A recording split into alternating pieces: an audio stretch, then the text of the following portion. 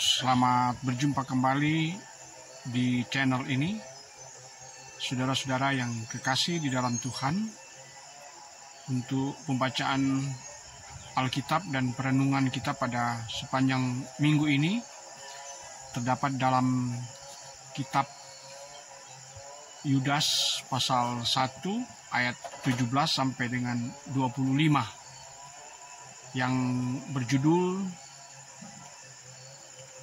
Nasihat-nasihat untuk meneguhkan iman. Bunyinya adalah demikian. Tetapi kamu, saudara-saudaraku yang kekasih, ingatlah akan apa yang dahulu telah dikatakan kepada kamu oleh rasul-rasul Tuhan kita Yesus Kristus. Sebab mereka telah mengatakan kepada kamu, menjelang akhir zaman akan tampil pengejek-pengejek yang akan hidup menuruti hawa nafsu kefasikan mereka. Mereka adalah pemecah belah yang dikuasai hanya oleh keinginan-keinginan dunia ini dan yang hidup tanpa Roh Kudus. Akan tetapi kamu, saudara-saudaraku yang kekasih, bangunlah dirimu sendiri di atas dasar imanmu yang paling suci dan berdoalah dalam Roh Kudus. Peliharalah dirimu demikian dalam kasih Allah sambil menantikan rahmat Tuhan kita Yesus Kristus untuk hidup yang kekal.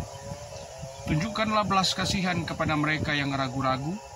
Selamatkanlah mereka dengan jalan merampas mereka dari api. Tetapi tunjukkanlah belas kasihan yang disertai ketakutan kepada orang-orang lain juga, dan bencilah pakaian mereka yang dicemarkan oleh keinginan-keinginan dosa.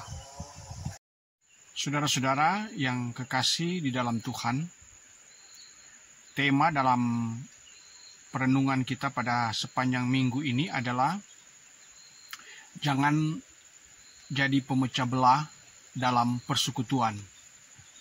Sekali lagi, jangan menjadi pemecah belah dalam persekutuan.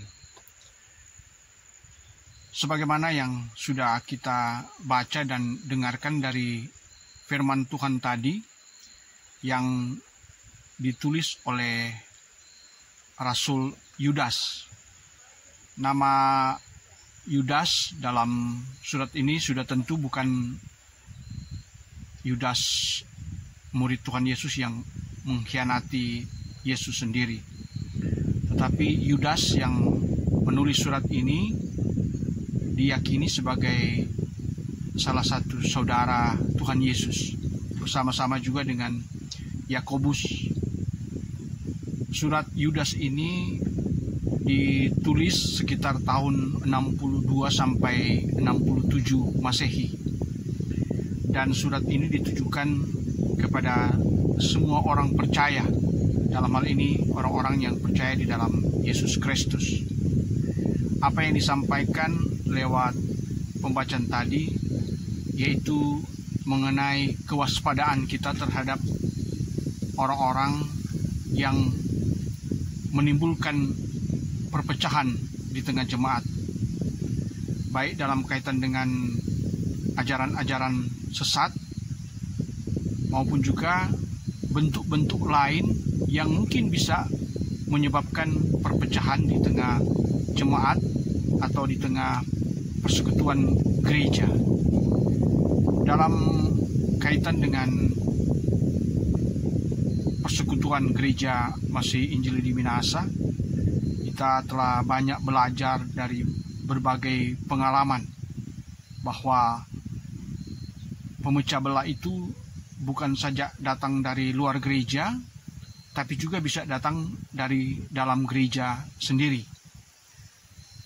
Pemecah belah itu seringkali menimbulkan berbagai masalah dalam persekutuan gereja karena dampak dari perpecahan itu akan sangat terasa dalam kegiatan-kegiatan atau aktivitas gereja. Oleh karena itu kita harus selalu waspada. Memang kalau kita membaca atau membandingkan apa yang dialami oleh jemaat mula-mula di masa para rasul membentuk gereja awal dengan kondisi gereja yang ada saat ini tentu berbeda, tantangannya berbeda, dan sumber perpecahan itu juga bisa berbeda sesuai dengan zaman dan era yang kita alami.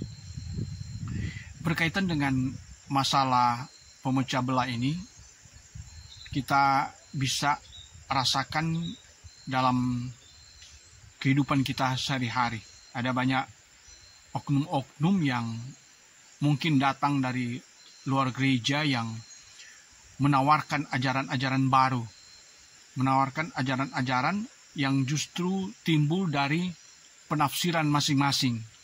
Kita melihat bahwa gereja telah terpisah-pisah dengan munculnya berbagai golongan. Hal ini terkait dengan berbagai penafsiran.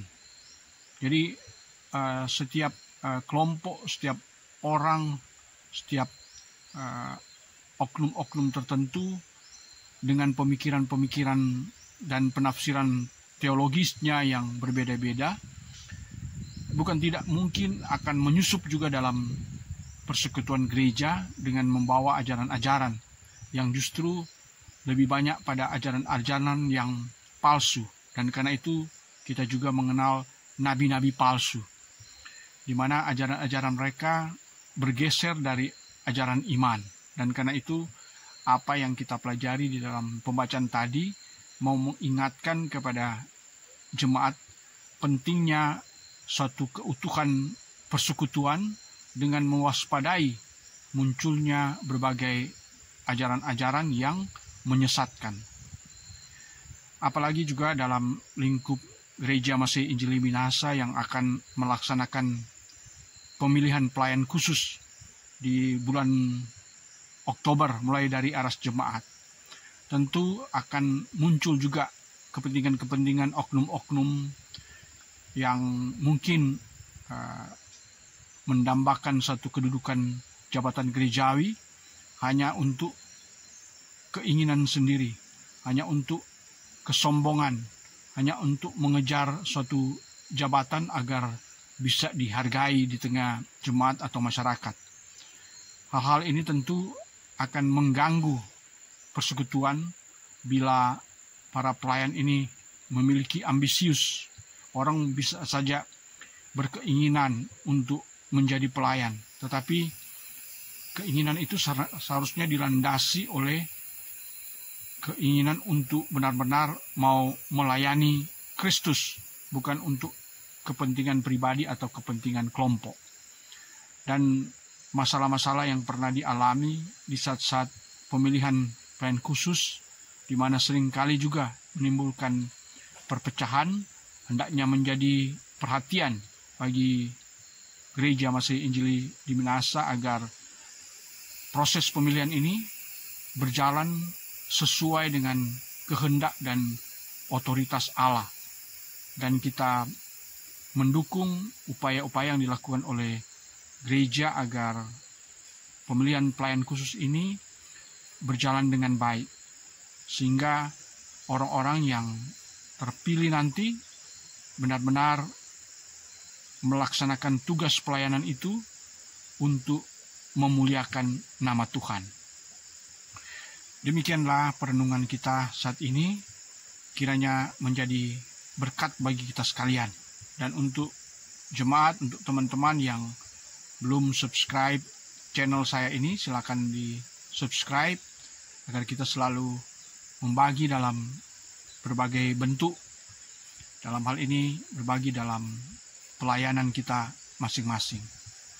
Terima kasih dan Tuhan memberkati. Amin.